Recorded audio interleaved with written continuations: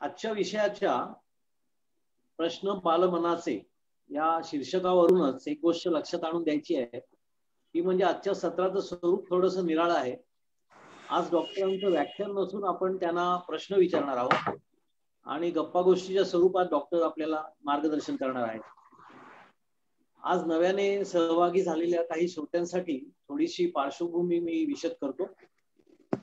Covid काळामध्ये rotary club of Dombivli इसने समाजाच्या मानसिक आरोग्य वृद्धीसाठी मानस मनात माझ्या या कार्यक्रमाची संकल्पना मांडली आणि आमच्या क्लबचे सन्माननीय सदस्य डॉक्टर अद्वैत यांनी उत्स्फूर्तपणे त्याला दाद दिली आणि त्याचीच परिणती म्हणजे आतापर्यंत झालेली 6 सत्रे. चिंता मनामनातील, मन उदास उदास, अंगात आलया, मानसिक ते शारीरिक, मंत्रचळेपणा आणि रंग माझा वेगळा, ज्यामध्ये आपण मानसिक आरोग्य म्हणजे काय, त्याचं महत्व यापासून सुरुवात करून उदासीनता, मानसिक उन्माद, छिन्न मनस्कता अशा विविध मानसिक आजार व त्यावरील उपाययोजनांविषयी माहिती घेतली. आजचं 7वं पुष्प प्रश्न बालमनाचे हे प्रत्यक्ष कोणत्याही मानसिक आजाराशी निगडीत नाही, परंतु बालमनातील उत्सुकता व नवीन शिकण्याची जिद्द याला दाद देतानाच मुलांचं संगोपन करताना पालकांना आणि शिक्षकांना नित्य भेडसावणाऱ्या विविध प्रश्नांची उकल करणारं असं असणार आहे. मी आपल्या सर्वांच्या वतीने काही निवडक प्रातिनिधिक असे प्रश्न डॉक्टरांपुढे मांडणार आहे आणि त्या प्रश्नांच्या उत्तरामधूनच आवश्यक असं बहुमोल मार्गदर्शन आपल्याला मिळेल असा विश्वास वाटतो. सत्राला आपण प्रारंभ करण्यापूर्वी मी डॉक्टर अद्वैत पाध्ये यांची थोडीशी औपचारिक ओळख करून देतो. डॉक्टर अद्वैत सर्वांना सुपरिचित जवळजवळ असतीलच श्रोत्यांमध्ये, तरी पण एक थोडक्यात ओळख. डोंबिवलीच्याच टिळकनगर शाळेतून विशेष गुणवत्तेसह शालेय शिक्षण, पुढे MD चे पदव्युत्तर शिक्षण KEM रुग्णालयाशी संलग्न GS मेडिकल या प्रतिष्ठित कॉलेजमधून, काही काळ मानसोपचार या विषयामधील अध्यापन आणि पुढे डोंबिवलीमध्ये मानस सायकोलॉजिकल हेल्थ सेंटरची स्थापना व रुग्णसेवा, वृत्तपत्र नियतकालिकामधून नियमित लेखन, स्वतःची 3 पुस्तकं प्रसिद्ध, तणाव व्यवस्थापन व मानसिक आरोग्य या विषयांवर शेकडो कार्यशाळा व व्याख्याने, सूत्रसंचालन, टीव्हीवरही महत्वाच्या चर्चासत्रामधून यशस्वी सहभाग व मुलाखतकार म्हणूनही यशस्वी, doctor Indian medical association Dombivli शाखेचे माजी अध्यक्ष, मनोपीडितांसाठी काम करणाऱ्या मनोदय ट्रस्टचे फाउंडर, ट्रस्टी व अध्यक्ष आहेत. 2014 मध्ये ब्राह्मण सभेतर्फे विश्वगौरव पुरस्कार, रोटरी तसेच 2017-18 मध्ये IMA तर्फे डॉक्टर ऑफ द इयर हा पुरस्कार, साप्ताहिक विवेक तर्फे आरोग्य सेवक पुरस्कार अशा काही निवडक सन्मानांनी डॉक्टर गौरविले गेलेले आहेत. आपण मुख्य कार्यक्रमाकडे वळूया. मी मगाशी म्हटल्याप्रमाणे वेळेच्या मर्यादेमुळे मी प्रातिनिधिक प्रश्न सुरुवातीला विचारतो. एका तासभराच्या अवधीत या विषयाला न्याय देणं अर्थातच अवघड असणार आहे. तरी सर्व श्रोत्यांना विनंती आहे की तुम्ही आपले प्रश्न चॅट, सत्राच्या अखेरीस काही निवडक प्रश्न घेण्याचा आपण नक्की प्रयत्न करूया. शक्यतो प्रश्न वैयक्तिक स्वरूपाचे नसावेत आणि प्रश्नाबरोबर आपलं नाव पण लिहावं ही विनंती.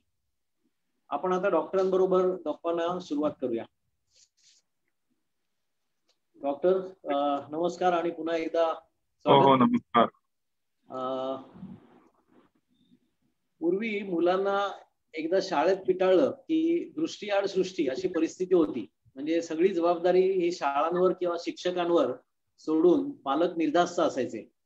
बरोबर. परंतु आता शाळाच आपल्या घरात आलेली आहे आणि अशा वेळी सगळ्या पालकांना भेडसावणारा एक ज्वलंत सध्याचा प्रश्न म्हणजे मुलांची चटकन ढळणारी एकाग्रता, मुलांचं अभ्यासातलं लक्ष कसं वाढवायचं, मुलांना एका ठिकाणी बसण्याची सवय कशी लावायची. तर आपण या प्रश्नापासून पुढे जाऊया आणि असं सत्र चालू राहील.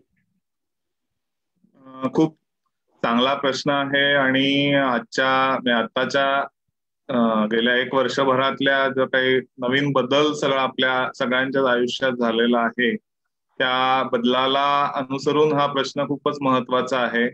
आणि पूर्ण जे शाळेचं स्वरूप जे बदललेलं आहे, म्हणजे तुम्ही म्हणालात ते बरोबर आहे की दृष्टीआड सृष्टी असायची की शाळेत मुलं किती लक्ष देतात, काय लक्ष देतात हे आपल्याला समजायचं नाही. परंतु आता ते पालकांना समोरच दिसायला लागलेलं आहे की ऑनलाईन शाळा सुरू असते आणि तिथे मुलं बसलेली असतात. मुलं सगळंच किती पूर्ण ऐकून त्यांचं तिथे लक्ष असतं की नाही हा एक प्रश्न असतो मनात. किंवा काही वेळेला काही जण व्हिडिओ ऑफ करून ठेवतात, काही व्हिडिओ ऑफ करून दुसरेच उद्योग करत राहतात. असे अनेक गोष्टी या ऑनलाईन शिक्षणाच्या याच्यात आढळलेल्या आहेत. म्हणजे ऑफलाईन शिक्षण काय प्रत्यक्ष शाळेतल्या शिक्षणातही असा खोडकरपणा आणि असं वेगवेगळं वागणं हे अनेकांच्या बाबतीत थोडंफार कितीतरी मुलांच्या बाबतीत असायचं, नाही असं नाहीये.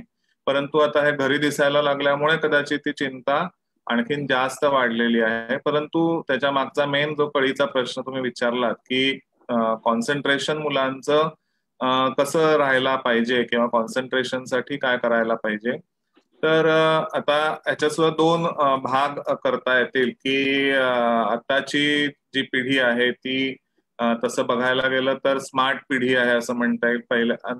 पहिल्यापासूनच मोबाईल आणि हे हाताळण्याची ह्या सगळ्या मुलांना सवय आहे आणि एकाच वेळेला अनेक विंडोजवर काम करण्याची सुद्धा कदाचित या मुलांना सवय आहे, कारण त्यांचं कम्प्युटरचं शिक्षण झालेलं शाळेत सुरू असतं किंवा मोबाईल हाताळण्याची सवय असते की त्यामुळे एका वेळेला अनेक विंडोजवर ते काम करू शकतात. आणि त्याच्यामुळे एका वेळेला एकाच गोष्टीवर लक्ष असंच म्हणजे एकाग्रता आणि तीच महत्वाची असंही आपण धरून चालणार नाहीये.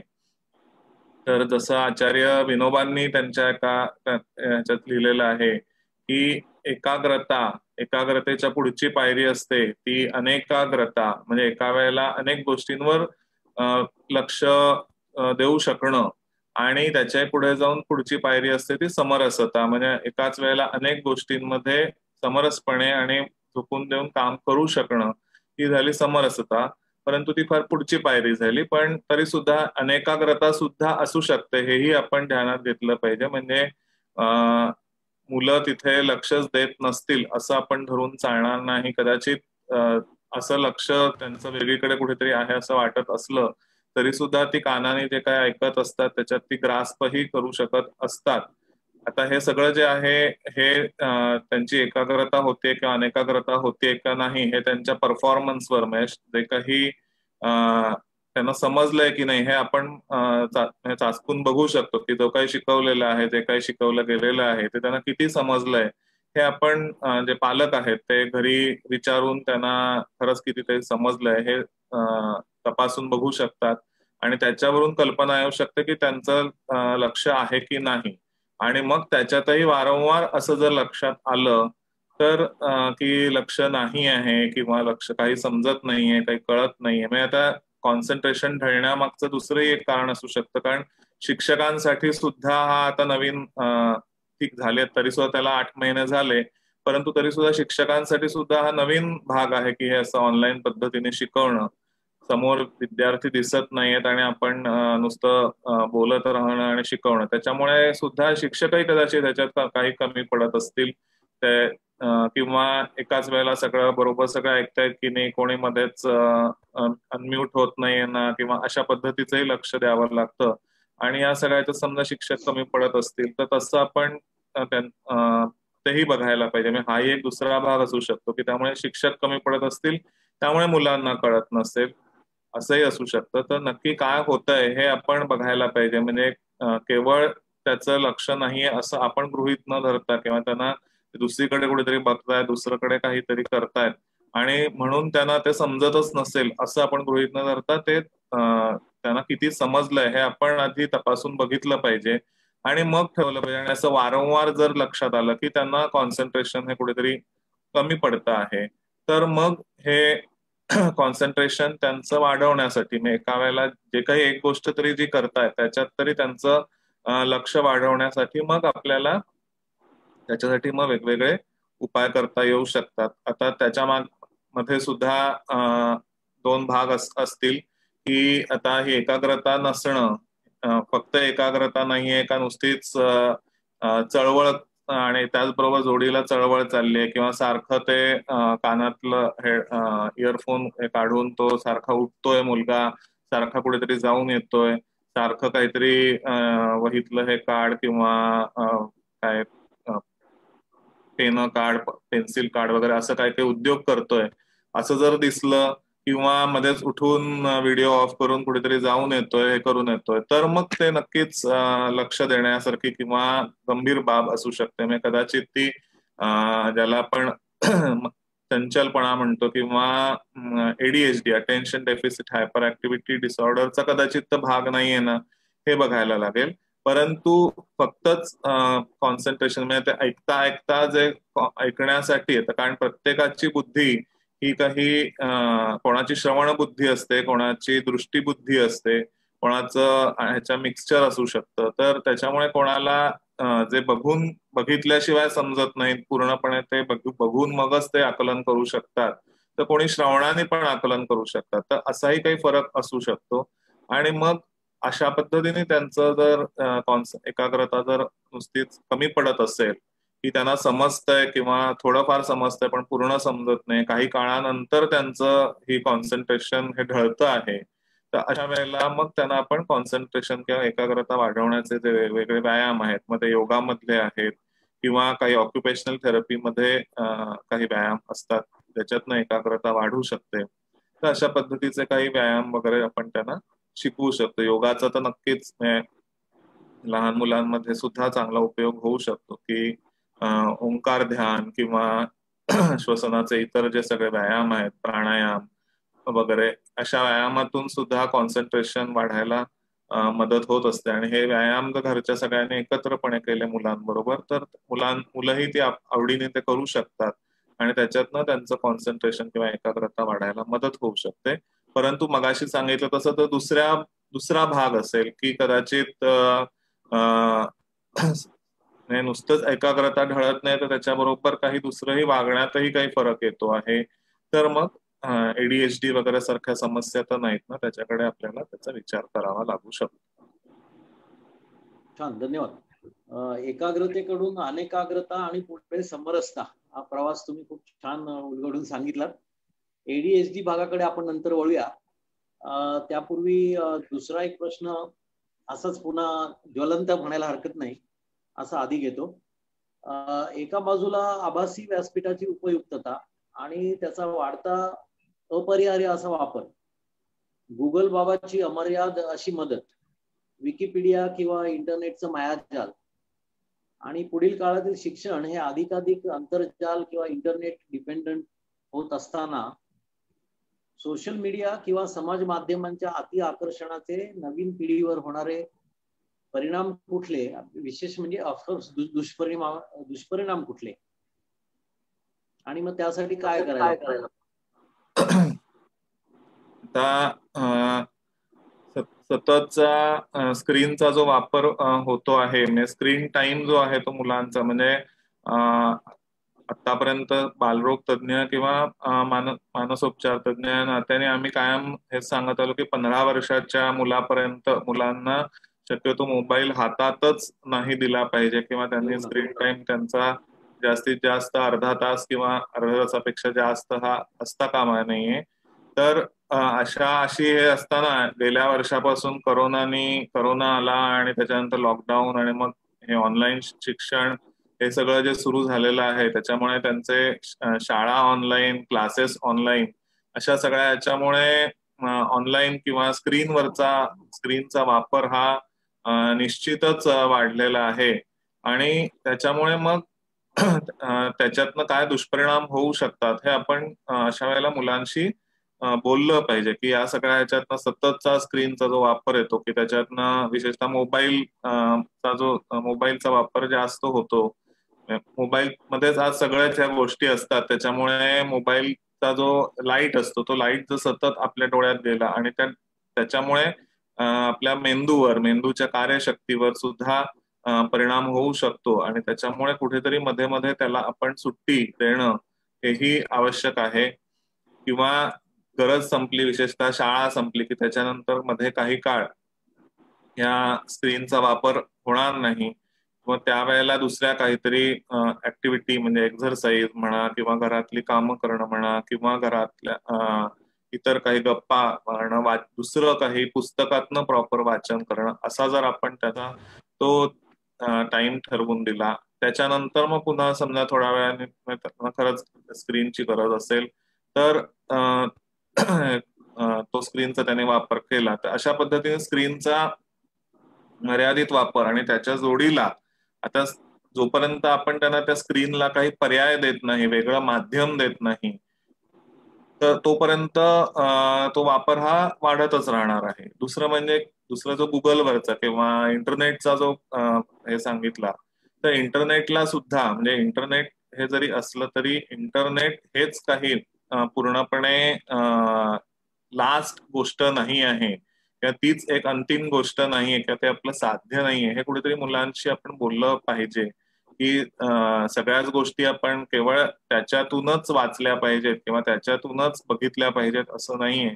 माहिती मिळवायची असेल कुठच्या काही गोष्टींची तर ती सुद्धा गुगलवरची सुद्धा सगळीच माहिती, विशेषतः मेडिकल सगळ्या गोष्टी, वैद्यकीय ज्ञानाविषयीची जी गुगलवरची माहिती असते ती सुद्धा सगळी पूर्णपणे अधिकृतच असते असं नाही. काही वेळेला पेशंटचे अनुभव असतात त्याच्यामुळे त्याच्यातनं काही चुकीची माहिती सुद्धा आपण ग्रास करू शकतो. म्हणजे गुगलचं जी आहे ती माहिती आहे आणि ती माहिती म्हणजे ज्ञान नाहीये. तर ज्ञान आणि माहिती यांच्यातला फरक आपण मुलांना सांगितलं पाहिजे की ज्ञान म्हणजे कसं असतं की त्याच्या जोडीला अनुभव, म्हणजे माहितीच्या जोडीला जे अनुभव असतात किंवा प्रत्यक्ष शिकवताना शिक्षकांनी सांगितलेले अनुभव असतात किंवा प्रत्यक्ष पुस्तकात त्याच्याविषयी जी काही इतर वेगळी माहिती अनुभवातनं लेखकांनी सांगितलेली असते, तर ह्या सगळ्याच्या माध्यमातून आपल्याला ज्ञान मिळत असतं. आणि त्याच्यामुळे आपल्याला जर ज्ञान मिळवायचं असेल तर नुसतं नेटवर अवलंबून राहून चालणार नाहीये. तर आपल्याला पुस्तकंही पुस्तकंही त्याच जोडीने आपण वाचली पाहिजेत, हे आपण त्यांना करायला पाहिजे. आणि ते आहे आपल्या स्वतःच्या उदाहरणातून शक्यतो जर आपण त्यांना पटवून देऊ शकलो तर ते जास्त बरं होईल.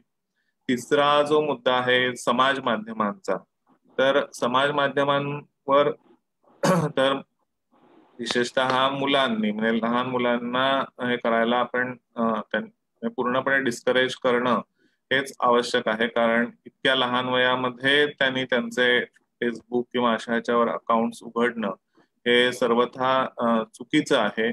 आणि ते त्याच्यातनं काय होऊ शकतं, तर त्याच्यातनं ह्या सगळी जी माहिती असते ही नक्कीच अनालिसिस होत असते किंवा ही सगळी माहिती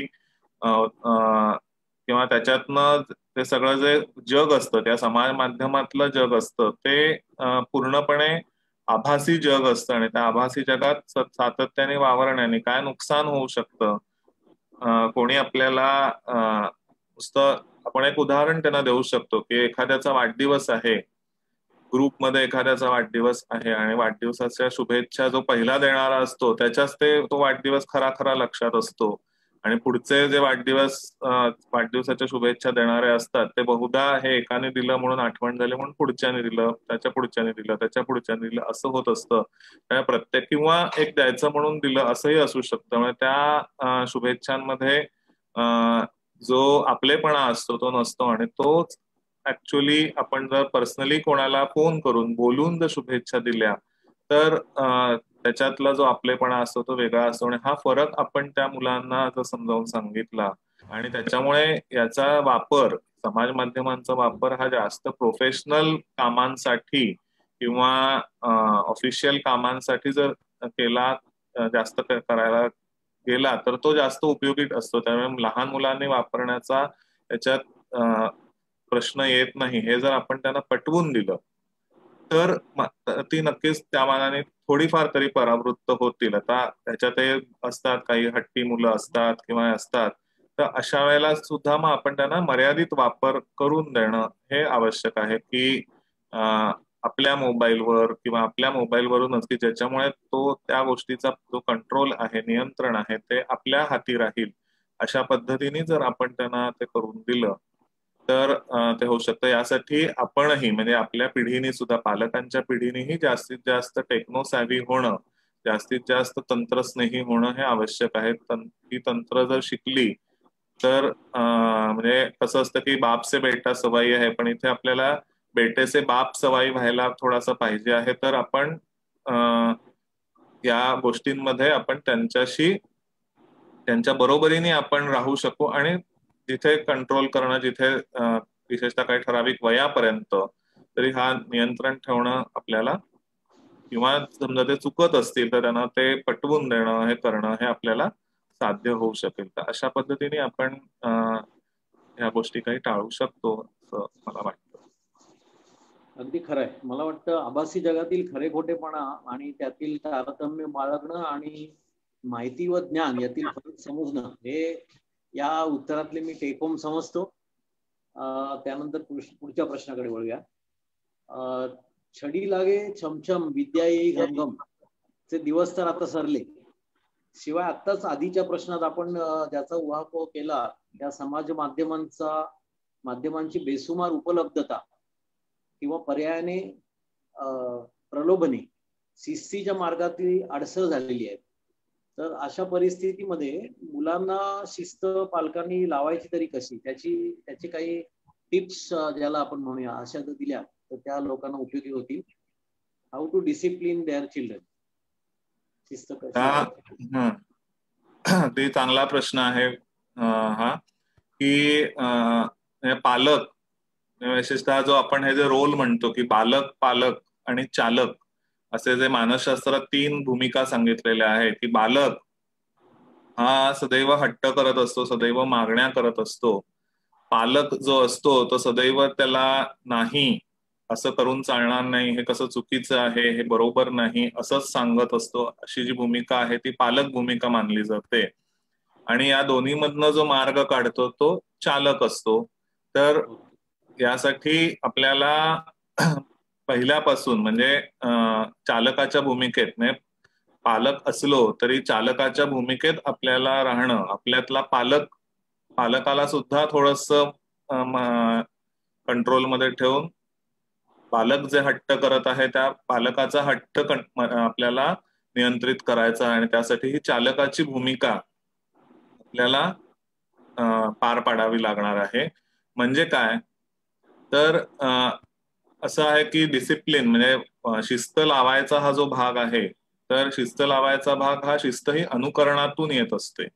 जर आपण शिस्त पाळत नसू तर आपली मुलंही शिस्त पाळणार नाहीत, हे आपण लक्षात घेतलं पाहिजे. कारण आपल्या मुलांचे रोल मॉडेल्स हे आपणच असतो, आपल्या मुलांचे आदर्श हे आपणच असतो, पालकच असतात. पहिले आदर्श हे पालकच असतात आणि मग बाहेरचे असतात, किंवा इतर बाकी तर इतर जे क्रांतिकारक या नेते म्हणू ते तर नंतरची गोष्ट झाली. पण मुलांचे सगळ्यात पहिले आदर्श हे त्यांच्या घरातले त्यांचे पालक हे असतात. आणि त्यामुळे आपण पहिले ही शिस्त जे आपण मुलांना ज्या गोष्टीत आपल्याला शिस्त लावायची आहे त्या बाबतीत शिस्त लावताना हे आपण पहिले आधी पाळतोय की नाही हे आपण आधी पहिले बघितलं पाहिजे. हा पहिला भाग झाला.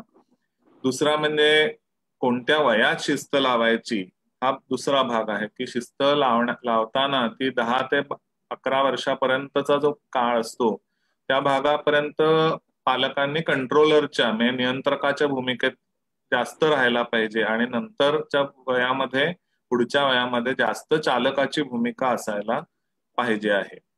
तर म्हणजे काय तर की तू हे असं करू नकोस, असं अजिबात करायचं नाही, हे मला चालणार नाही, हे जास्तीत जास्त 10 वर्षापर्यंत ठीक आहे. परंतु पुढे ते का करायचं नाही आहे, ते करणं का अयोग्य आहे, हे मुलांपर्यंत पोहोचवणं हे आवश्यक आहे. कारण आपण एक फरक लक्षात घेतला पाहिजे. जसं मगाशी मी म्हटलं की ही स्मार्ट पिढी झालेली आहे, आणि स्मार्ट पिढीमध्ये सगळ्यात महत्वाचा जो फरक झालेला आहे की आपल्या मेंदूला जेवढं आपल्या लहान वयात असताना जेवढं स्टिम्युलेशन किंवा उत्तेजना नव्हती, म्हणजे आपल्याला लहानपणी ना टेलिव्हिजन होते किंवा ना मोबाईल होते, ना कॅमेरे होते, परंतु या मुलांना जन्मापासून म्हणजे अजून त्या मुलांचे डोळे उघडलेले ते पहिलं टॅहा केलेलं असताना पासून जो कॅमेऱ्याचा लखलखाट सुरू होतो, त्याचबरोबर टीव्ही असतो, मोबाईल सतत म्हणजे अगदी घास भरवतानापासून मोबाईलचा संपर्क येतो. त्याच्यामुळे स्टिम्युलेशन हे या मुलांना खूप असतं आणि जेवढं आपल्या मेंदूच्या पेशीला उत्तेजना किंवा स्टिम्युलेशन जास्त, तेवढा त्या मेंदूच्या पेशीची कार्यक्षमता ही वाढत असते. आणि त्यामुळे समजा आपल्या मेंदूची, पालकांच्या मेंदूची 10 डिग्री क्षमता असेल तर ती आपल्या तिप्पट त्यांची क्षमता आहे हे आपण लक्षात घेतलं पाहिजे. आणि त्यामुळे अशा ह्या पिढी मग त्या काही आपण म्हणूया की मानसिकतेमध्ये सुद्धा फरक पडलेला आहे की त्यांना अनेक पर्याय उपलब्ध आहेत, पर्यायांचा सुकाळू झालेला आहे असं आपल्याला म्हणावं लागेल. आणि त्याच्यामुळे पर्यायाचा जेव्हा सुकाळू होतो तेव्हा नक्कीच ती मुलं संभ्रमावस्थेतही पडू शकतात किंवा अनेक पर्याय उपलब्ध असल्यामुळे हे नाही जमलं तर ते असंही त्यांना करता येऊ शकतं किंवा हे नको असेल तर ते असंही होऊ शकतं.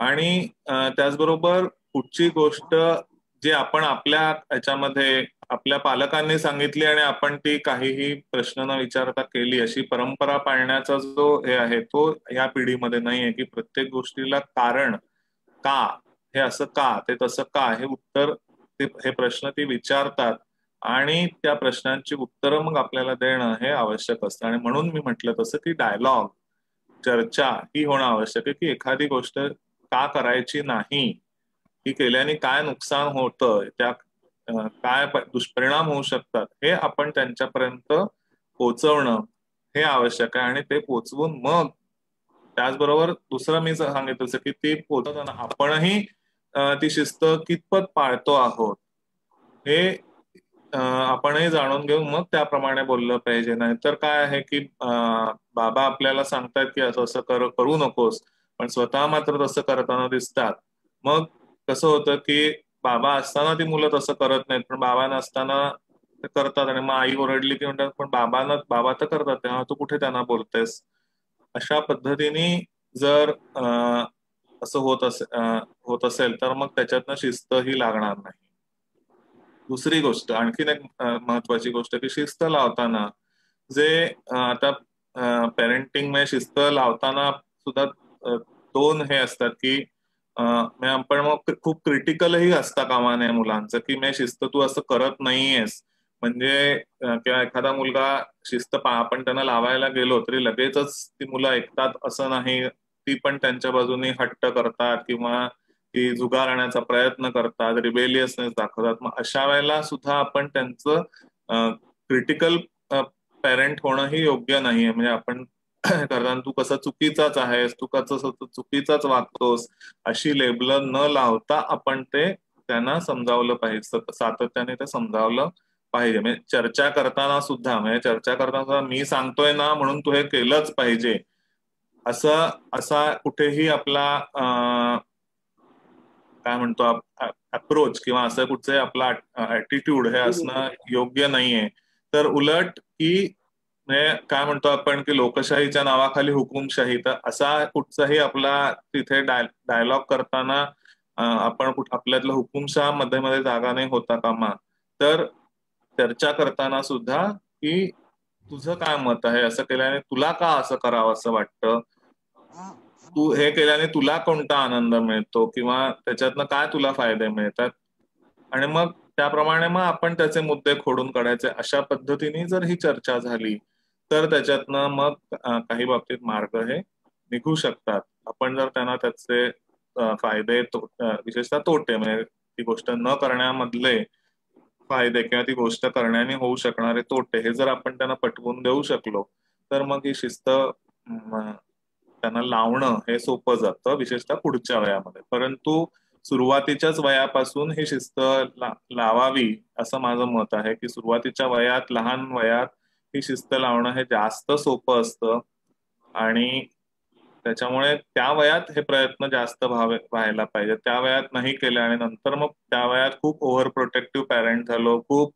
पॅम्परिंग केलं, प्रत्येक मागण्या आपण त्यांच्या पुऱ्या करत राहिलो आणि काही कोणत्याही उद्देशाने आपल्याकडे खूप पैसा आहे म्हणून आपण पुरवत गेलो किंवा आपण त्यांना वेळ देऊ शकत नाही, आपण त्यांना जेवढा वेळ द्यायला पाहिजे तेवढा देऊ शकत नाही, मग ती कमतरता वस्तून त्यांच्या सगळ्या डिमांड पूर्ण करण्यातून जर आपण हे करत असू आणि अशा पद्धतीने आपण त्यावेळेला वागत असू तर, आणि मग नंतर त्यांच्या डिमांड जेव्हा आपले डोई जड व्हायला लागतात तेव्हा मग आपण त्यांना शिस्त लावायला गेलो तर मात्र मग ते अजिबात होऊ शकत नाही. ते करणं हे फार खूप कठीण गोष्ट असते. त्याच्यामुळे जो समतोल आहे की खूप लाड नाही, खूप शिस्त नाही, शिस्तीचाही अतिरेक नको, लाडाचाही अतिरेक नको, आणि खूप ओव्हर प्रोटेक्टिव्ह म्हणजे खूप अतिशय त्यांना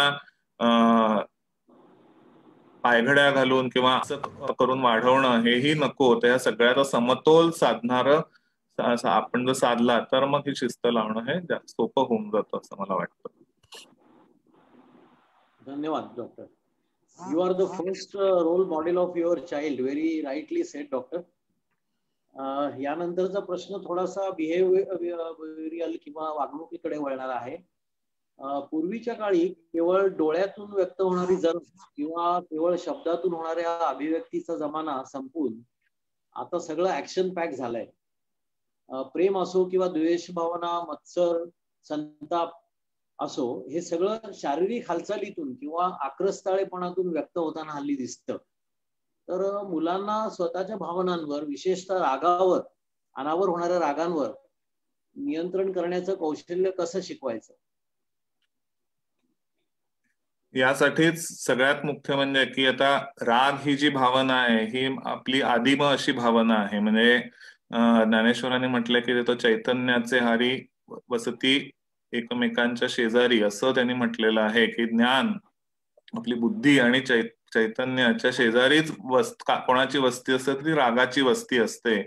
कारण पूर्वीच्या काळी जेव्हा माणूस आदिमानव होता त्यावेळेला स्वसंरक्षणासाठी राग ही फार आवश्यक गोष्ट होती. कारण राग आला नाही तर तो स्वतःचं संरक्षण करू शकणार नव्हता, आणि म्हणून ही आदिम भावना आहे. त्यामुळे ती प्रत्येक मुलांमध्येही असणारच आहे.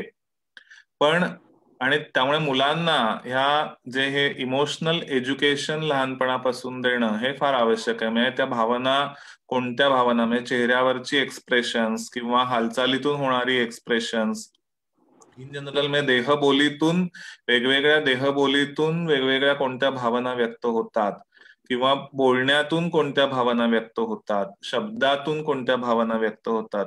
तर ह्या सगळ्याचं जे भावनिक प्रशिक्षण आहे ते लहान मुलांना देणं हे खूप गरजेचं आहे.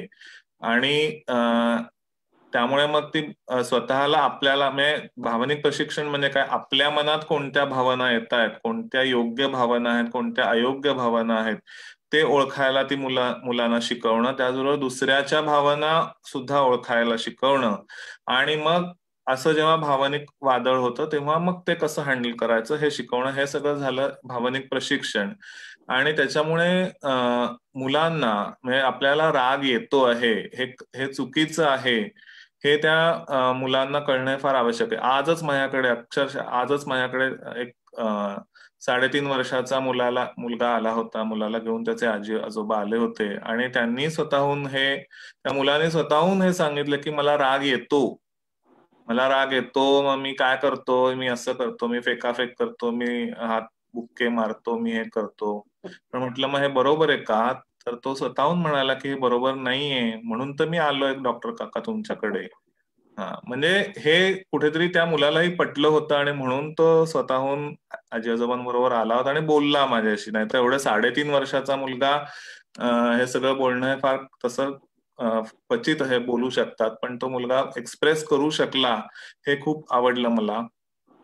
तर अशा पद्धतीने आपल्याला राग येतोय हे मुळात, किंवा हा राग चुकीचा राग होतो आहे हे त्या मुलांना केव्हा कळेल की जेव्हा ही भावना ही चुकीची आहे, किंवा हा राग नेहमीपेक्षा जरा जास्त आहे हे त्या मुलांना कळलं तर. आणि मग त्याच्यासाठी मग हे त्यांचं भावनिक प्रशिक्षण घडवणं हे फार आवश्यक असतं. विशेषतः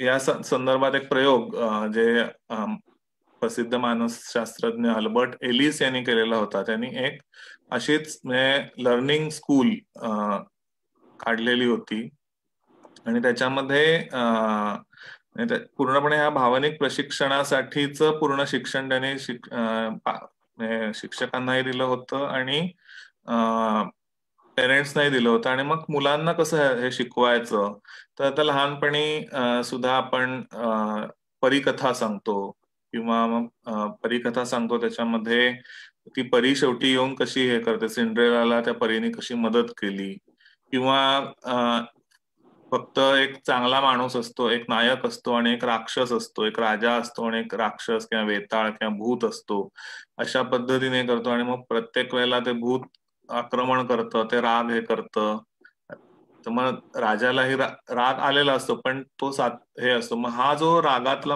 ह्या कथांमधला जो भावना आहेत त्या त्यांनी मुलांना ओळखायला शिकवल्या, की रागाचे सुद्धा वेगवेगळे भाग असू शकतात, की कुठचाही राग असतो तो सात्विक राग कोणता किंवा तामसी राग कोणता, आणि मग त्या रागाला मग कसं नियंत्रित करायचं. तर त्या रागाच्या ज्या म्हणजे असं राग नियंत्रण करण्याच्या ज्या वेगवेगळ्या पद्धती आहेत त्या जर आपण मुलांना लहानपणापासून शिकवल्या, तर मग हे राग नियंत्रण करणं मुलांना फार सोपं जातं. आणि हे प्रशिक्षण माझ्या मते शाळांमधून पहिल्यापासूनच देणं आवश्यक आहे. म्हणजे नुसता पुस्तकी अभ्यास न करता हे भावनिक प्रशिक्षण देणं आजकाल जास्त गरजेचं झालं आहे. कारण तुम्ही म्हणालात ते बरोबर आहे, की प्रत्येक जण आक्रस्ताळेपणाने व्यक्त होतो किंवा प्रत्येक जण हे होतं. याला दुसरंही कारण असं आहे की आक्रस्ताळेपणाने व्यक्त झाल्यानंतरच समाज लक्ष देतो असं कुठेतरी त्यांना दिसतं. आणि हेच हे जर मुलं घरात करत असतील लहानपणी, की आपल्या मागण्या मान्य करण्यासाठी जर ते आक्रस्ताळेपणा करतात आणि आक्रस्ताळेपणा केल्यानंतर मागण्या पूर्ण होत आहेत, हे जर मुलांना दिसत असेल, तर मग ती आणखीन आक्रस्ताळेपणा शिकतात.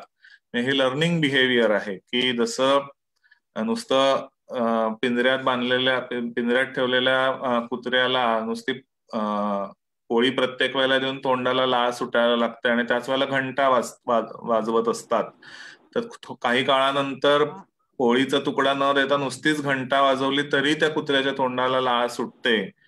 याचाच अर्थ की न्यूट्रल गोष्टीने हे पटकन तो मेंदू शिकत जातो. तसंच लहान मुलांचा मेंदू सुद्धा हे सगळं शिकत जातो, की आपण असं वागलं म्हणजे हे असं होतच, आपल्या मनासारखं होतं. आणि म्हणून मग हे ह्या वेळेला हे पालकांनी हा भाग हे सांभाळायला पाहिजे, की प्रत्येक वेळेला आक्रस्ताळेपणा म्हणजे सुरुवातीला आपण नाही म्हटलं एखाद्या गोष्टीला आणि नंतर मग ते आक्रस्ताळेपणा केल्यानंतर मग आपण बरं बाबा जाऊ दे, कटकट नको तुझी, पण घे ही वस्तू, असं करून ती शेवटी वस्तू देणं, असं जर आपण केलं तर मग त्याच्यातनं मुलं काय शिकतात, की अरे आक्रस्ताळेपणा केला कीच सगळं होतंय काम आपलं.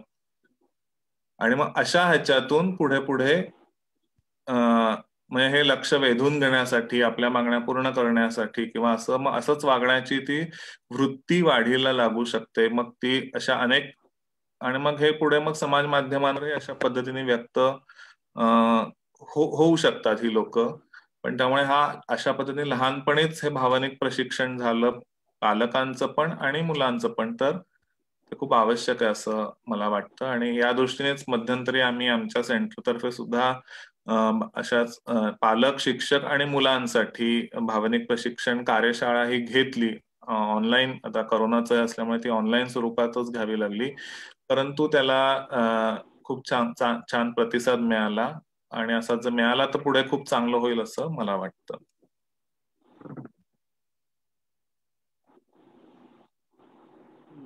छान. डॉक्टर, रागाचे प्रकार हा एक छान नवीन कन्सेप्ट कळला. म्हणजे तुम्ही सात्विक राग हा एक शब्द वापरला, तो खरोखरच मला लक्षात आलं की रागाचे वेगवेगळे प्रकार असू शकतात आणि त्याच्यावर कसं नियंत्रण त्याप्रमाणे ठेवता येईल. मगाशी आपल्या बोलण्यामध्ये एक ADHD उल्लेख आला होता. तर ADHD म्हणजे attention deficit hyper active disorder हा आताच्या काळात सर्रास ऐकू येणारा असा शब्द आहे. तर ही डिसऑर्डर किंवा वैगुण्य हे पूर्वीच्या काळात नव्हतं का हो? मग त्या वैगुण्याला विघातक स्वरूपाकडे न जाता विधायक मार्गाकडे वळवण्याचे मार्ग काय होते आणि आताच्या काळात त्याचे काही आयाम बदलले आहेत का? थोडक्यात म्हणजे ADHD मुलांना कसं सांभाळावं आणि अभ्यासात कसं गुंतवावं?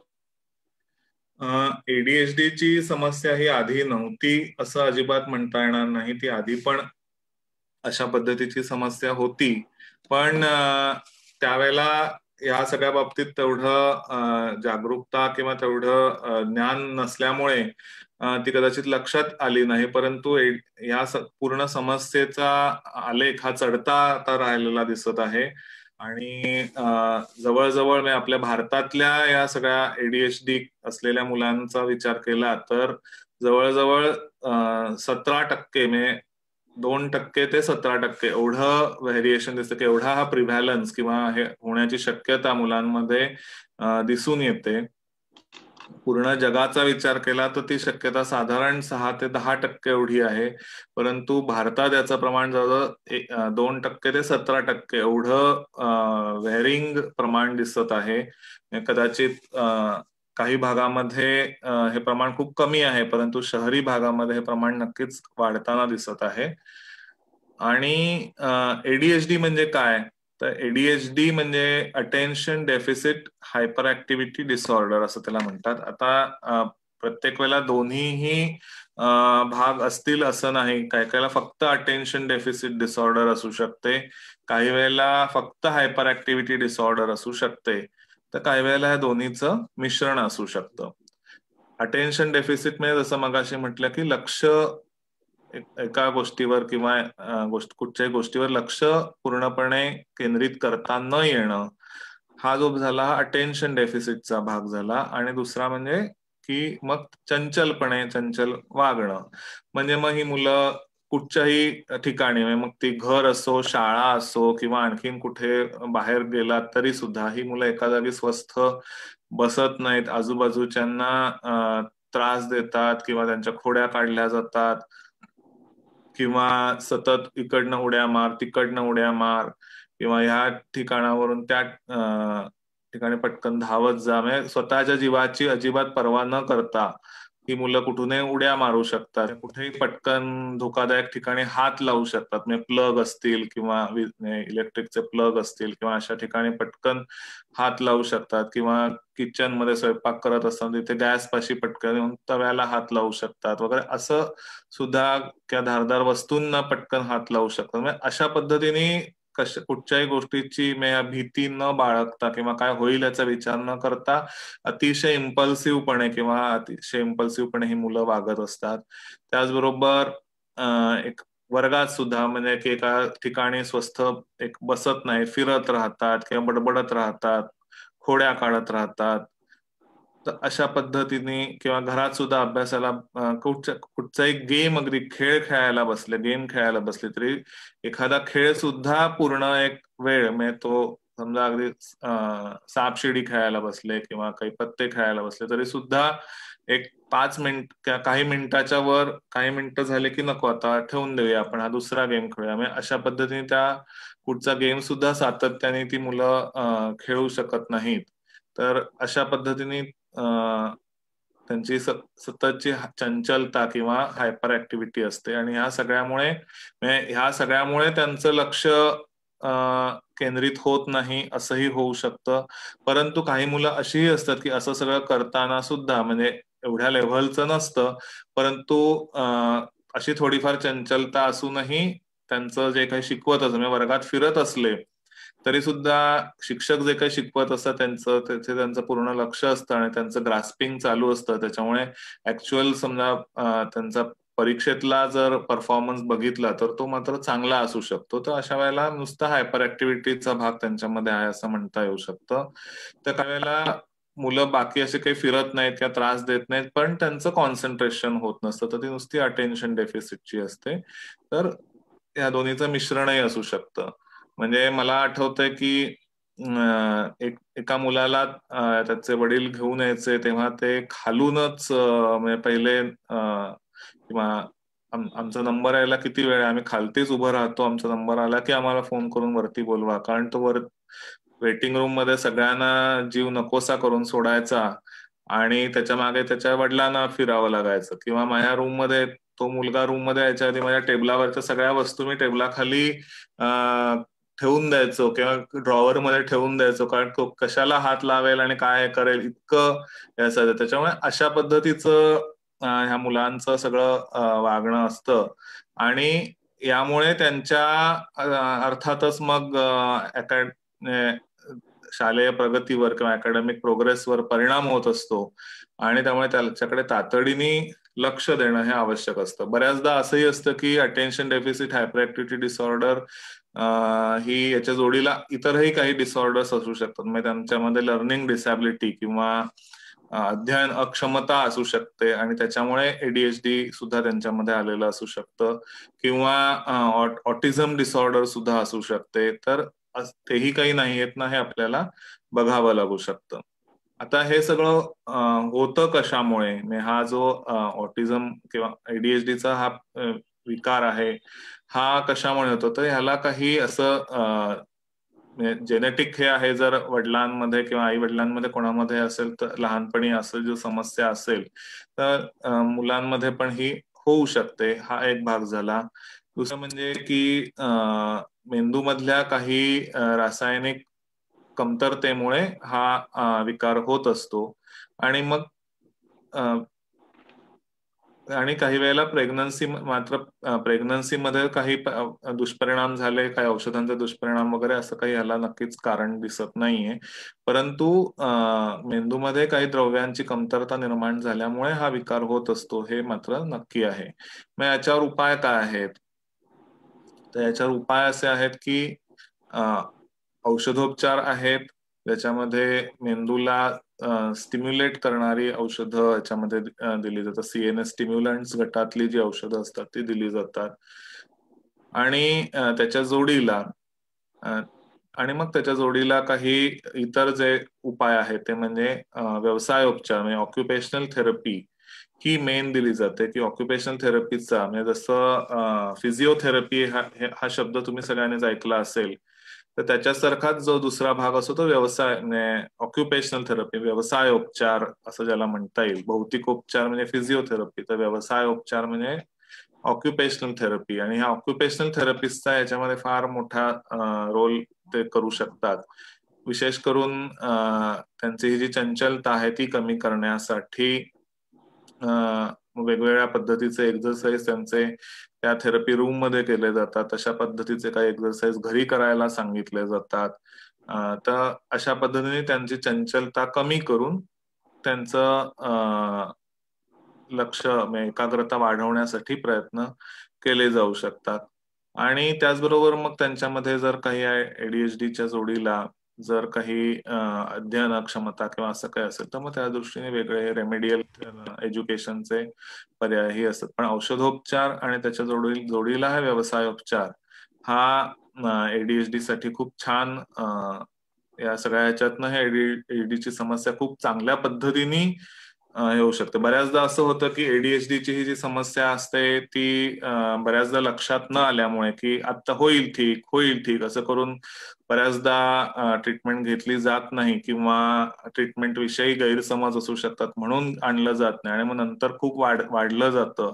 हा विकार खूप तोपर्यंत मुलगाही मोठा झालेला असतो. मग त्याच्या अकॅडमिक प्रगतीवर परिणाम झाल्यामुळे जोडीला काही नैराश्यही आलेलं असू शकतं. तर मग त्यावेळेला त्याही एक गोष्टीवर उपाय हे करावे लागतात. आणि दुसरी सांगायची गोष्ट की ADHD हा जो प्रकार आहे तो बऱ्याचदा असंही असतो की अगदी अडल्ट ADHD असंही दिसतं. म्हणजे प्रौढांमध्ये सुद्धा ही चंचलता दिसत असते, ऍडोलेसंट्स मध्येही दिसत असते. त्याच्यामुळे ती वयाने प्रत्येक वेळेला कमीच जर योग्य वेळेला ट्रीटमेंट घेतली तर ती पुढे जात नाही, परंतु नंतर पुढच्या वयातही मग ती राहू शकते. छान. पुढचा प्रश्न थोडासा वेगळ्या स्वरूपाचा आहे. म्हणजे त्याच्यात कुठल्या मानसिक व्याधी किंवा याच्याबद्दल नाही, पण हा थोडासा नेहमीच्या व्यवहारात पालकांना पडणारा प्रश्न पॉकेट मनी बद्दल. हल्ली मोबिलिटी किंवा चलनवलन खूप वाढल्यामुळे अगदी शालेय जीवनापासून मुलांकडे बाहेर वाहतूक किंवा खाणं पिणं वगैरे कारणाने पैसे देण्याची वेळ येते. अत्यावश्यक बाबी सोडता त्यापेक्षा अधिक असे पैसे मुलांना देण्याचे फायदे गैरफायदे कुठले आणि त्याबाबतची पथ्य कोणती? एक मला जस्ट योगायोगांनी उदाहरण आठवलं. एका वाहिनीवर एक आपण जाहिरात बघतो, तो अगदी लहान मुलगा आपल्या आईला म्हणतो की तुझ्या वाढदिवसाच्या गिफ्टचे पैसे मी तुझ्याकडूनच घ्यायचे. म्हणजे त्याच्या छोट्याशा त्या ह्याच्यामधनं त्यांनी फोडून पैसे काढलेले असतात आणि आई त्याला विचारते. तर ही त्याची एक चांगली बाजू आपण म्हणू. त्या वयात एवढा मुलगा विचार करू शकतो का? आणि जनरल पॉकेट मनी बद्दल काय सांगाल? म्हणजे हे पैसे देणे योग्य आहे? पथ्य काय त्यातली?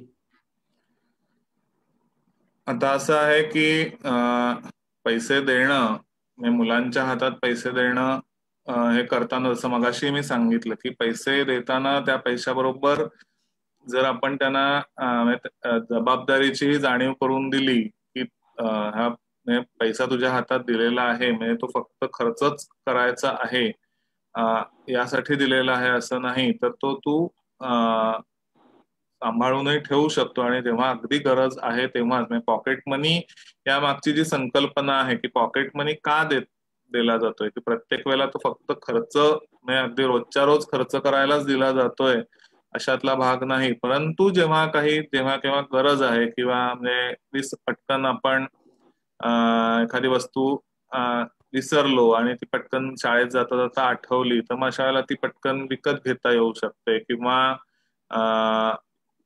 त्याचबरोबर किंवा एखाद्या दिवशी डबा दिला नाही तर अशा वेळेला पटकन शाळेच्या कॅन्टीन असेल तर तिथनं काहीतरी खाण्यासाठी तर अशा पद्धतीने केवळ इमर्जन्सी वापराच्या खर्चासाठीच हा पैसा आहे हे आपण जर पहिले त्यांना सांगितलं किंवा मग आणि तू जो काही जेव्हा जेव्हा खर्च करशील तेव्हा तेव्हा त्याचा हिशोब तू मला दिला पाहिजेस आणि तो हिशोब मिळाला तरच पुढे ती संपल्यानंतर पुढचा पॉकेट मनी हा देईल अशी जर काहीतरी त्याला एक सिस्टीम ठेवली म्हणजे एखादी गोष्ट म्हणजे विशेषतः जी गोष्ट अशी आहे की ती आपण म्हणूया की ते माकडाच्या हातात कोलीत असंही असू शकतं तर ते आता आपलं मूल कसं आहे ते ओळखून त्या पद्धतीने त्याप्रमाणे पालकांनी वागलं पाहिजे की या बाबतीतली समज या बाबतीतली हे आपल्या मुलाला किती आहे आणि या बाबतीत आपणही हे सगळं हा एकदा पहिल्यांदा एक वेळेला हिशोब विचारला नंतर पुन्हा विचारलाच नाही असं नाही करता कारण प्रत्येक वेळेला देताना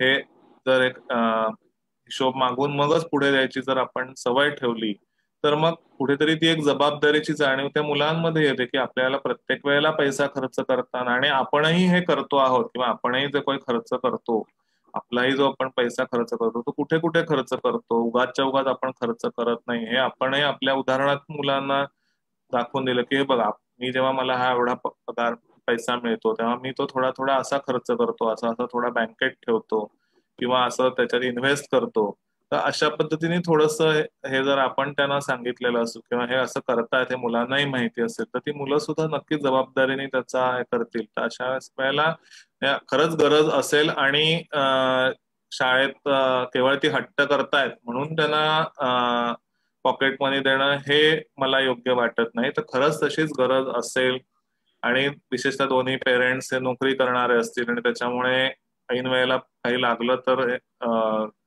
लागू शकते गरज अशी असेल तर त्यांनी योग्य तेवढेच पैसे त्यांना पॉकेट मनी म्हणून द्यायला हरकत नाही परंतु मगाशी सांगितलं तसं की ते देताना म्हणजे तिजोरीची चावी देताना त्या चावीची जी जबाबदारी आहे ती जबाबदारीची जाणीवही करून देणं हे आवश्यक असतं आणि म्हणून ती जाणीव कायम ती जाणीव सतत जिवंत राहिली पाहिजे अशा पद्धतीने आपलं वागणं आपण जर ठेवलं तर मग अशा ह्याच्यात पॉकेट मनी द्यायला नक्कीच हरकत नसावी.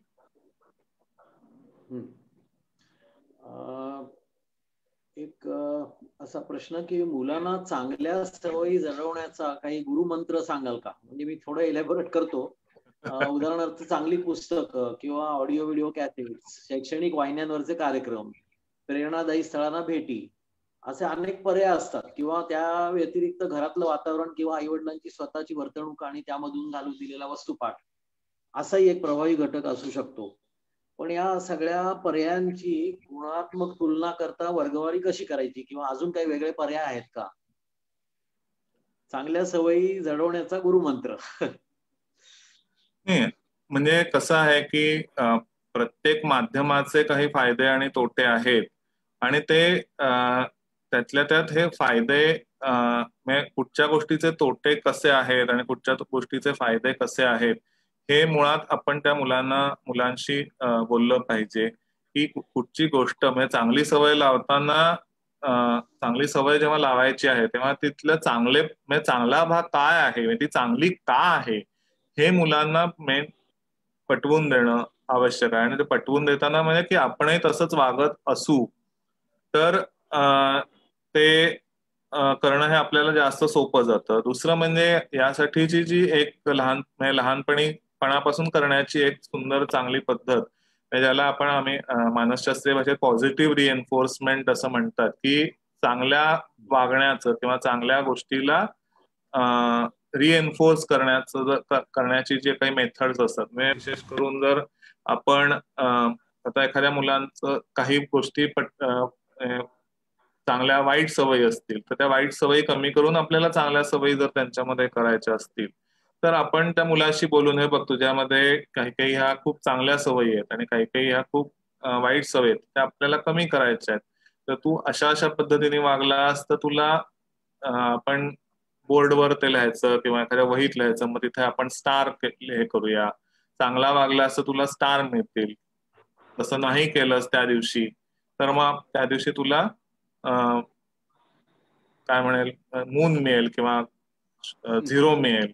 तर अशा पद्धतीने आता तुला स्टार्स जास्त हवेत का झिरोज किंवा मून्स जास्त हवेत, तर अशा पद्धतीने आपण मुलांना हे करू शकतो की म्हणजे आपण जास्तीत जास्त स्टार मिळवले तर तू आमच्या दृष्टीने खूप चांगला मुलगा असशील आणि मग ते आम्हाला खूप आवडेल. म्हणजे त्याच्यासाठी सुद्धा की तू एवढे स्टार्स मिळवले तर मग आम्ही तुला हे बक्षीस देऊ, असं कुठचंही त्याच्यामध्ये आमिष असता कामा नये.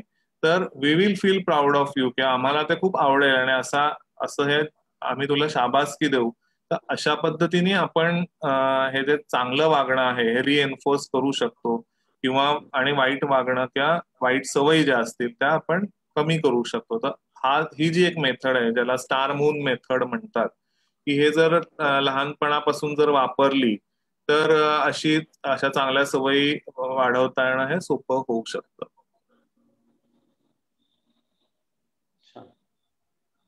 पुढचा प्रश्न थोडासा सेन्सिटिव्ह आहे आणि त्याच्याविषयी जास्त बोललं जात नाही, पण मुद्दाम आपण तो घेऊया की सेक्स एज्युकेशन किंवा कामजीवनाविषयी मुलांशी बोलण्याचं तंत्र आणि मंत्र.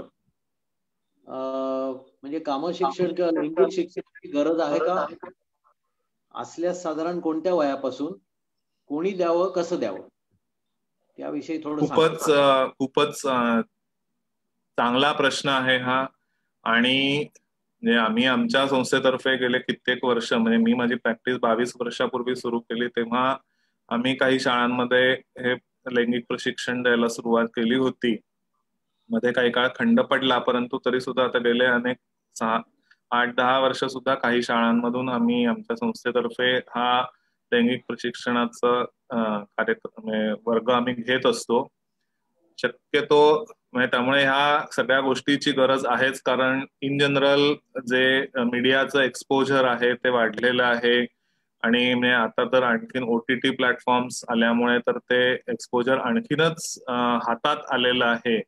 आणि या सगळ्यामुळे लैंगिकतेचं प्रशिक्षण देणं हे फार आवश्यक आहे. लैंगिक प्रशिक्षण म्हणजे केवळ त्यांना लैंगिक अवयवांविषयीची, म्हणजे बाह्य आणि अंतर्गत अवयवांची माहिती देणं हेच अंतर्भूत नसतं, तर त्याच्याविषयीचे जे भावनिक प्रश्न आहेत किंवा त्याच्याविषयीची ज्या समस्या आहेत, म्हणजे आकर्षण म्हणजे काय, प्रेम म्हणजे काय, मैत्री म्हणजे काय, समलैंगिकता म्हणजे काय, विषमलैंगिकता म्हणजे काय, किंवा अशा पद्धतीचे किंवा जे प्रश्न आहेत हे ह्या सगळ्याविषयी आम्ही त्यांच्याशी बोलत असतो, किंवा त्याच्यातलं किंवा मुली आणि मुलांशी दोघांशी बोलताना जे सहेतुक स्पर्श कोणते, निर्हेतुक स्पर्श कसे ओळखायचे याचंही प्रशिक्षण आम्ही त्यांना दिलं जातं, की अशा वेळेला आपण बोललं कसं पाहिजे, किंवा असं जर कोणी आपल्याशी वागत असेल तर आपण हे घरच्यांशी कसं बोललं पाहिजे हे या मुलांना सांगत असतो, याच्यामध्ये सांगत असतो. आणि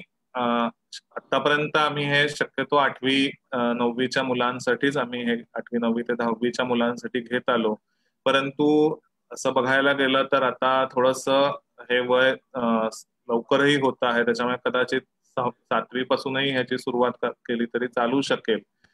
पण निदान 8वी-9वीच्या या वयोगटामध्ये, म्हणजे साधारण 12 ते 14 या वयोगटातल्या मुलांना हे प्रशिक्षण देणं आणि मुलांना समेत पालकांनाही हे प्रशिक्षण देणं खूप आवश्यक आहे. कारण मध्यंतरी खूप वर्षापूर्वी सुद्धा हीच समस्या घेऊन एक पालक आल्या होत्या आणि आता सुद्धा एक पालक आल्या की ती आई म्हणाली की माझ्या मुलीला पाळीची सुरुवात झाली आणि ती सुरुवात झाल्यानंतर तिने मला प्रश्न विचारले आणि त्याची उत्तरं मी काही बहुतेक काही चुकीची दिली असेल, कारण त्याच्यानंतर ती खूप घाबरायला लागलेली आहे. म्हणजे तर काही वर्षापूर्वी तर एक आई तिच्या मुलीला घेऊन यायची की तिच्या पोटात दुखतंय आणि म्हणून ती शाळेत जात नाहीये. आणि यासाठी कितीतरी डॉक्टरांना दाखवलं, तपासण्या झाल्या, सगळं नॉर्मल आहे. आणि मग पूर्ण माहिती घेतल्यानंतर कळतं की जेव्हा तिला पाळीची सुरुवात झाली तेव्हा ती सुरुवात व्हायच्या आधी किंवा ती झाली तेव्हा तिच्या आईने तिला असं काही भयानक माहिती त्याविषयी सांगितली होती की त्या भीतीने तिच्या पोटात सतत दुखायचं आणि त्याच्यामुळे मग ती शाळा बुडवायची, कारण हे कधीही होऊ शकतं, हे याच्यामुळे असं होऊ शकतं. म्हणजे थोडंसं तिने त्याची एक भीती, जणू काही भीती निर्माण झाली आणि त्यामुळे हे आपल्याला कधीही सुरू होऊ शकेल या भीतीने सतत तिच्या पोटात दुखायचं आणि त्याच्यामुळे मग ती शाळा बुडवण्यावर त्याचा परिणाम झालेला होता. तर त्यामुळे असं आहे की ही जी गोष्ट आहे ही पालकांनी सुद्धा कशी सांगायची ह्याची माहिती पालकांनाही करून देणं आवश्यक आहे. कारण प्रत्येकच म्हणजे ठीक आहे, शाळांमध्ये काउन्सिलर्स किंवा सोशल वर्कर्स येऊन ही माहिती सांगू शकतात, परंतु तरी सुद्धा सगळेच प्रश्न काही तिथे मुलं विचारू शकतात असं नाही, किंवा काही प्रश्न मुलं पालकांना विचारतात. त्यामुळे पालकांना सुद्धा याची सगळ्याची माहिती असणं हे खूप आवश्यक आहे असं मला वाटतं. पालकांना, शिक्षकांना सुद्धा याची माहिती असणं हे खूप आवश्यक आहे असं मला वाटतं. त्यामुळे लैंगिकता प्रशिक्षण, म्हणजे आम्ही लैंगिक प्रशिक्षण म्हणण्यापेक्षा लैंगिकता प्रशिक्षण, म्हणजे लैंगिकतामध्ये फक्त अवयवांबरोबरची माहिती नसते, तर अवयवांबरोबर त्याच्या बरोबरचे जे भावनिक आणि मानसिकता जी निगडीत आहे त्या मानसिकतेवर जास्त त्यांना प्रशिक्षण दिलं जातं, काय योग्य ती माहिती दिली जाते आणि ती माहिती सगळ्यांना ह्या वयापासून असणं हे फार आवश्यक आहे असं मला वाटतं. आणि त्याची चर्चा ही आता जेव्हा आपण सगळं हे उघड्या डोळ्यांनी अनेक प्लॅटफॉर्म्सवर या गोष्टी बघू शकतो, तर उघडपणे त्याची चर्चाही होणं हे आवश्यक आहे आणि ती चर्चा मोकळेपणाने पालकांनी मुलांशी करायला हवी असं माझं स्पष्ट मत आहे. छान डॉक्टर, एकदम सेन्सिटिव्ह अशा विषयाविषयी तुम्ही खूप चांगलं मार्गदर्शन केलं. आतापर्यंत आपण जी सत्र घेतली, मला वाटतं 6 सत्र याच्या आधी झाली, त्यामध्ये विविध डिसऑर्डर्स म्हणजे वैगुण्यांबद्दल आपण बोललो. त्याच्यामध्ये नैराश्य असो, अतिउत्साह, उन्माद किंवा चिंता, ओसीडी असे विविध विषय आपण हाताळले होते. तर या विषय म्हणजे या वैगुण्यांबद्दल, या वैगुण्यांवरच्या उपचारांबद्दल एक पालकांमध्ये किंवा समाजात उदासीनता असते किंवा भीती असते किंवा संकोच असतो, सोशल टॅबू ज्याला म्हणूया आपण. तर मुलांना मानसोपचारांची गरज असते का, आणि त्याचे फायदे तोटे किंवा सुधारण्यासाठी वेळ किती लागतो, असं याचं आता जनरलाइज उत्तर देणं जरा अवघड आहे, पण थोडं पालकांना याविषयी मार्गदर्शन मिळेल असं जरा सांगा. म्हणजे आता बऱ्याचदा असं होतं की मुलांना बऱ्याचदा जेव्हा म्हणजे भावनिक समस्या आहे किंवा त्यांना नैराश्य आलंय किंवा असं करून मुलांना आणलं जात नाही, कारण मुलं स्वतःही ते सांगू शकत नाहीत आणि हे असंच आहे हे पालकही ठामपणे सांगू शकत नाहीत. पण आता आपण साध्या टेन्शनची, म्हणजे मुलांनाही टेन्शन येऊ शकतं हे आपण आता मान्य करायला पाहिजे.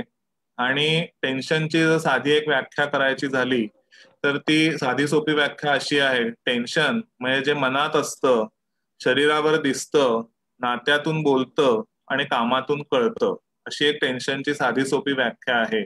आणि त्याच्यामुळे मुलांच्या बाबतीत जर त्यांच्या मनात टेन्शन असेल तर काही वेळेला शरीरावर, जसं मगाशी म्हटलं की त्या मुलीला भीती वाटत होती आणि त्याच्यामुळे त्या मुलीच्या पोटात सातत्याने दुखत होतं, तर तसंच ते त्यांच्या कामातूनही कळतं, म्हणजे त्यांच्या अभ्यासावर परिणाम होतो. आणि मग हा अभ्यासावर परिणाम झाला की तो परिणाम दूर करण्यासाठी त्या उद्देशाने बऱ्याचदा पालक हे मुलांना आमच्याकडे घेऊन येतात आणि मग अभ्यास, ज्याला स्कोलास्टिक बॅकवर्डनेस असं म्हणतो, किंवा अभ्यासातील प्रगती खुंटणं किंवा ती कमी होणं, ह्या कारणासाठी मुलांना घेऊन येलं जातं. आणि मग जेव्हा मुलांना त्यासाठी आणलं जातं तेव्हा मग आम्ही बऱ्याचदा अभ्यासातली प्रगती कमी होणं याच्या मागे तीन प्रकारची कारणं असू शकतात.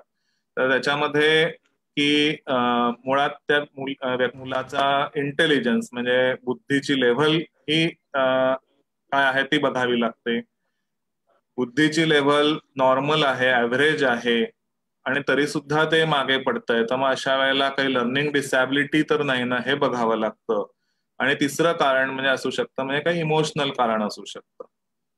आता नॉर्मल जो मुला IQ असतो, IQची जी काही बुद्ध्यांकाची जी लेव्हल असते ती 90 ते 110 असते, आणि 90 ते 110 म्हणजे 90च्या खालती जर हा IQ असेल, 90च्या खालती 70 पर्यंत जर IQ असेल, तर ती मुलं ही स्लो लर्नर गटातली असतात, आणि ह्या मुलांनाही मग अभ्यासाच्या समस्या येऊ शकतात, किंवा एक पूर्ण ती मतिमंद नसतात किंवा हे नसतात, त्याच्यामुळे समजतही असतं की कुठेतरी आपण मागे पडतोय, आणि यामुळे या मुलांमध्ये सुद्धा न्यूनगंड निर्माण होऊन त्यांच्यामध्ये मग नैराश्य, चिंता ही दिसू शकते.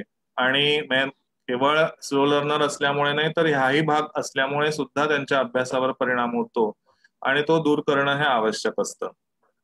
तर त्याचबरोबर लर्निंग डिसॅबिलिटीचं त्यांची बुद्धी नॉर्मल आहे, बुद्ध्यांक नॉर्मल आहे, ऍव्हरेज आहे, परंतु तरीही ती मागे पडतायत, मग अशा वेळेला त्यांची लर्निंग डिसॅबिलिटीची टेस्ट करावी लागते, आणि मग त्याच्यातनं आढळून येऊ शकतं की काही त्यांना वाचनाची समस्या आहे का, किंवा त्यांच्या वाचताच येत नाही, किंवा लेटर वाचताना P आणि Q किंवा B आणि D अशा सारख्या दिसणाऱ्या उलट्या अक्षरांमध्ये गफलत होते आहे का, किंवा 6 आणि 9 मध्ये इंग्लिश 6 आणि 9 किंवा मराठी 3 आणि 6 त्याच्यामध्ये काही गफलत होते आहे का, हे आपल्याला त्याच्यातनं बघावं लागतं. किंवा वाचताना लिहिताना हळू लिहितायत, अक्षरच खूप खराब काढलं जातंय, किंवा अगदी आपण जे पूर्वी म्हणत काय कोंबडी नसले की काय असं अक्षर असतं, तर असं अक्षर असेल तर, किंवा वेग लिहिताना वेग कमी पडतोय, किंवा जसं मी सांगितलं की स्पेलिंग मिस्टेक्स होत आहेत, तर असं सातत्याने जर होत असेल तर, आणि तर कदाचित त्यांच्यामध्ये ही डिस्ग्राफिया ची समस्या असू शकते. तर गणिताची समस्या असू शकते की गणित सोडवताना ते म्हणजे ते मुळात आधी कळल्यानंतर ते बरोबर उतरवून घेणं, किंवा त्याचे आकडे बरोबर हे करणं, मग स्टेप्स बरोबर करणं, ह्या सगळ्या कुठच्याही लेव्हलमध्ये जर मूल चुकत असेल किंवा त्याला समजत नसेल, तर तो डिस्कॅल्क्युलियाचा प्रॉब्लेम कदाचित असू शकतो. आणि मग हे नक्की कोणता प्रॉब्लेम आहे, किंवा काही वेळेला तोंडी उत्तरं मुलं देऊ शकतात, परंतु लिहिताना मात्र ते व्यवस्थित लिहू शकत नाहीत, अशी समस्या बरेचदा पालक सांगतात. मग त्यांच्यामध्ये डिसऑर्डर ऑफ रिटन एक्सप्रेशन असू शकतं, की त्यांना एक्सप्रेस करता येत नाही लेखी. आणि मग असे जर समस्या असतील तर मग डिस्लेक्सिया ह्या LD ची टेस्ट करावी लागते, जी टेस्ट आपल्या इथे होत नाही, तर ती फक्त सायन नायर आणि KEM हॉस्पिटलमध्येच होते. आणि मग हे LDचं सर्टिफिकेशन आलं की त्याचे वेगवेगळे त्यांना सवलती मिळतात त्या वेगळ्या, परंतु मग असं कन्फर्म झाल्यानंतर मग त्यांना रेमेडियल एज्युकेशन म्हणजे स्लो लर्नर मुलांना आणि लर्निंग डिसॅबिलिटी असलेल्या मुलांना रेमेडियल एज्युकेशन दिलं जातं, म्हणजे वेगळ्या पद्धतीने कसा अभ्यास करायचा की ज्याच्यामुळे सोपं जाईल, तर अशा पद्धतीने ते शिकवलं जातं. आणि तिसरा जो भाग झाला तो म्हणजे इमोशनल, म्हणजे कदाचित घरातल्या काही समस्यांमुळे असेल, किंवा त्या मुलाच्या स्वतःकडनंच्या असलेल्या अपेक्षा, परीक्षेची भीती, किंवा घरात आई वडिलांमध्ये काही ताणतणाव असतील, आई वडील आजी आजोबांमध्ये काही ताणतणाव असतील, तर अशा घरातल्या काही ताणतणावांमुळे नैराश्य आलेलं असू शकतं, अँझायटी निर्माण झालेली असू शकते, किंवा काही वेळेला लहान वयात मंत्रचळेपणा सांगितलं ते, किंवा सायकोसिसची सुरुवात सुद्धा लहान वयात होऊ शकते. तर अशा पद्धतीच्या काही भावनिक किंवा मानसिक समस्या सुद्धा ह्या लहान वयात मुलांमध्ये सुरू होऊ शकतात. तर हे नक्की काय आहे, म्हणजे अभ्यासात मागे पडणं ह्या एका कारणासाठी आलेल्या मुलांमध्ये हे एवढा मोठा परीघ आपल्याला तपासून बघावा लागतो, याच्यापैकी नक्की काय काय आहे हे बघावं लागतं, आणि मग त्याच्यातनं नक्की कोणतं आहे ते निदान करून त्याप्रमाणे जर डिप्रेशन असेल तर त्या पद्धतीने त्या मुलाला औषधोपचार देणं, आणि त्याच्या जोडीला त्या मुलाचं काउन्सिलिंग, मुला मुलीचं काउन्सिलिंग करून त्याच्या जोडीला पालकांचंही काउन्सिलिंग करणं हे आवश्यक असतं. चिंता नैराश्य काही असेल, तेव्हा सायकोसिस असेल तर त्या दृष्टीने उपाय करावे लागतात, OCD किंवा मंत्रचळेपणा असेल तर त्या दृष्टीने उपाय करावे लागू शकतात. परंतु लहान वयात हे वेळीच उपचार केले तर पुढे जाऊन हे प्रॉब्लेम वाढत नाहीत, हेही तेवढंच नक्की आहे. बऱ्याचदा असं होतं की लहान वयात दुर्लक्ष केलं तर की होईल ठीक, जाऊ दे, नको, मग ते ऍक्च्युअली ऍडोलसंट एज मध्ये गेल्यावर जास्त रौद्ररूप धारण करतं आणि मग तेव्हा आपल्याला जाग येते, परंतु तोपर्यंत बऱ्याचदा उशीरही झालेला असू शकतो. तर अशा पद्धतीने ह्या समस्येकडे आपण वेळीच हे करायला पाहिजे. लहान मुलांमधलं म्हणजे होईल ठीक, थोड्या दिवसांनी आपोआप होईल ठीक, तर अशा आपोआप गोष्टी काही ठीक होत नसतात.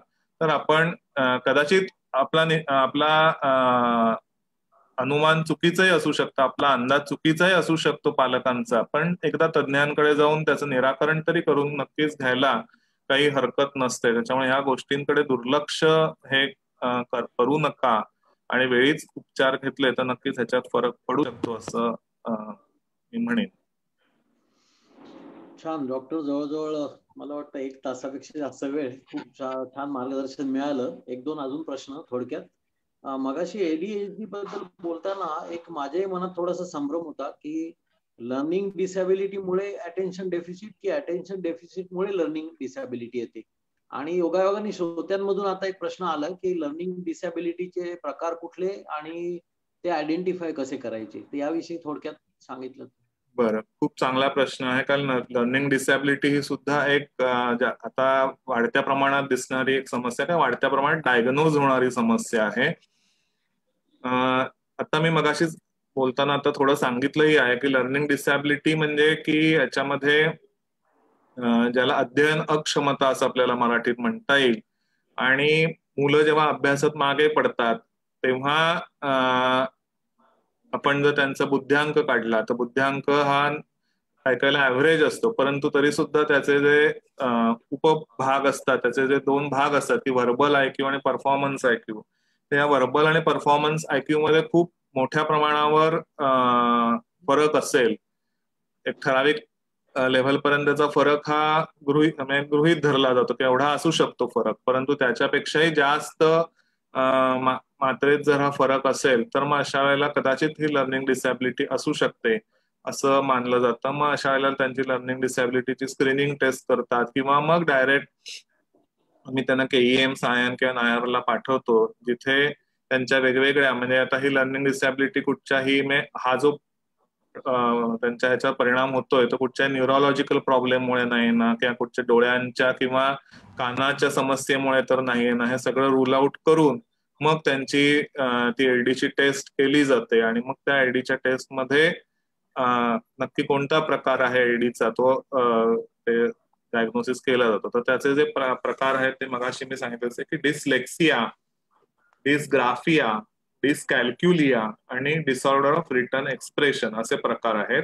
तर डिसलेक्सिया हे नाव तुम्ही ऐकलं असेल. तारे जमीन पर सिनेमामध्ये ज्या ईशानची जी समस्या दाखवली ती डिसग्राफिया आणि डिसलेक्सियाची समस्या होती. म्हणजे त्या मुलाला जसं की डिसलेक्सिया म्हणजे मगाशी सांगितलं की वाचन अक्षमता की वाचता न येणं, म्हणजे अक्षर ओळखू शकतो तो, म्हणजे त्यातली अक्षर ती तो ओळखू शकतो, परंतु प्रत्यक्ष शब्द किंवा वाक्य तो वाचू शकत नाही, किंवा वाचताना सुरुवातीचा भाग वाचतो आणि नंतर एकदम पुढचाच भाग वाचायला लागू शकतो. तर अशा पद्धतीने वेगवेगळ्या वाचन अक्षमता असतात.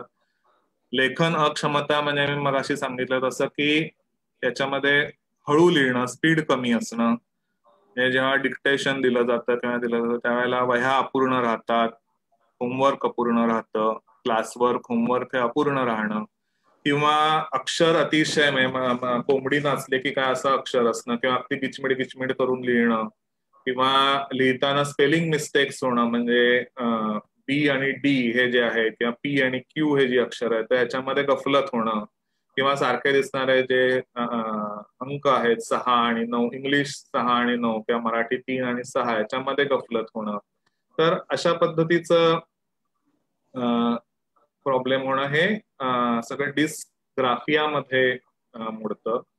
आणि डिसकॅल्क्युलियामध्ये म्हणजे कॅल्क्युलेशन मध्ये म्हणजे आकडे चुकीचे उतरवून घेणं, म्हणजे एखादं गणित सोडवताना आकडे मुळात आधी वर्ड प्रॉब्लेम असेल तर तो न समजणं, किंवा समजला तरी आकडे चुकीचे उतरवून घेणं, किंवा स्टेप्स चुकीच्या करणं, त्या स्टेप्स करताना कॅल्क्युलेशन चुकीचं करणं. तर अशा पद्धतीने हे डिसकॅल्क्युलियाचे प्रॉब्लेम असू शकतात.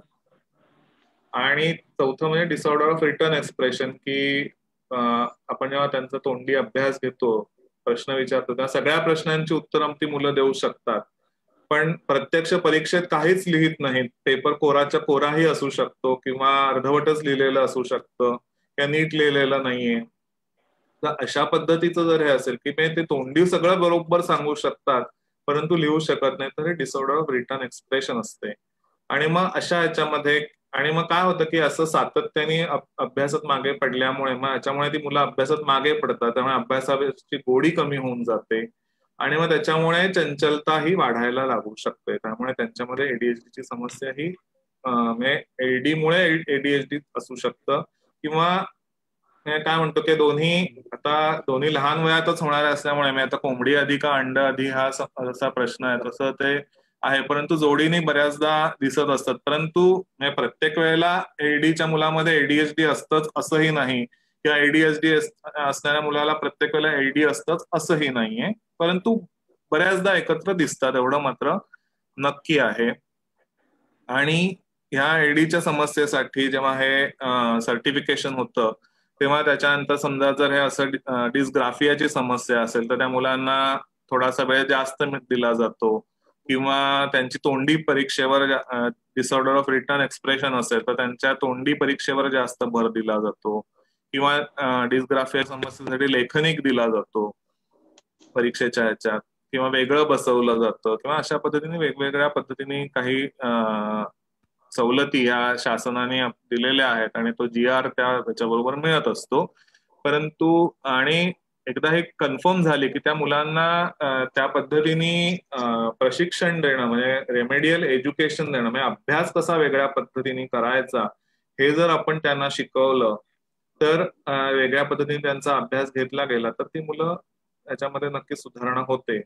माझ्याकडे माझ्या एका पुस्तकात पण मी या सगळ्या विषय लिहिलेला आहे की ह्या विषयावरचाच एक लेख मी एडिसन सारख्या शास्त्रज्ञालाही असा हा आजार होता आणि म्हणून आपण एडिसन घडवूया असा एक लेख मी एका याच्यात लिहिलेला होता आणि तो लेख वाचून अहमदनगरहून ते कुटुंब आमच्याकडे आलं आणि त्या मुलाला अशी समस्या होती आणि ते कधीच त्यांच्या लक्षात न आल्यामुळे केवळ ते सतत त्याला ओरडायचे मारायचे का अभ्यासात मागे पडतोय म्हणून, अभ्यासच तुका करत नाही म्हणून, आणि त्यामुळे तो नैराश्यात होता.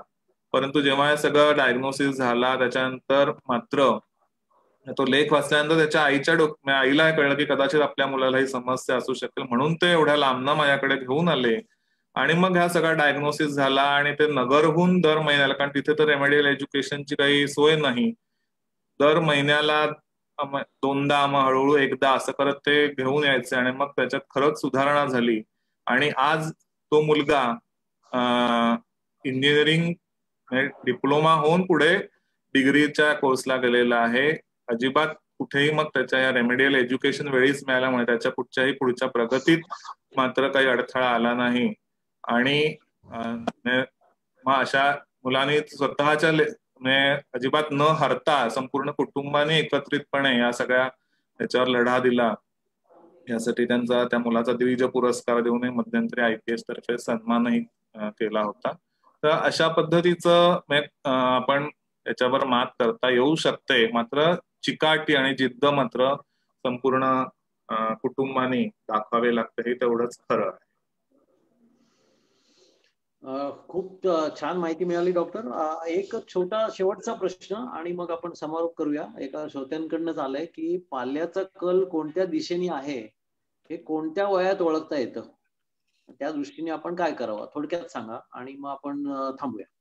पाल्याचा कल कोणत्या दिशेला आहे बघण्यासाठी साधारण 9वी नंतर, पण शक्यतो आम्ही सांगू की 10वी नंतर, म्हणजे 10वीच्या परीक्षेनंतर ही कल चाचणी आपण करू शकतो. म्हणजे ऍप्टिट्यूड टेस्टिंग असं म्हणतात. तर ऍप्टिट्यूड टेस्ट मध्ये 4 प्रकारच्या टेस्ट घेतल्या जातात. म्हणजे IQ ची एक टेस्ट असते, डिफरन्शियल ऍप्टिट्यूड टेस्ट म्हणून एक वेगवेगळ्या ऍप्टिट्यूड्स म्हणजे त्यांचं न्यूमेरिकल ऍप्टिट्यूड, त्यांचा व्हर्बल ऍप्टिट्यूड, अशा पद्धतीने त्या ऍप्टिट्यूड्स म्हणजे नैसर्गिक क्षमता किती डेव्हलप झालेल्या आहेत ते बघणारी ती एक टेस्ट असते. त्याचबरोबर वेगवेगळ्या व्होकेशनल एरियाज मध्ये त्यांचा इंटरेस्ट किती आहे ते बघणारी व्होकेशनल इंटरेस्टच्या टेस्ट असते.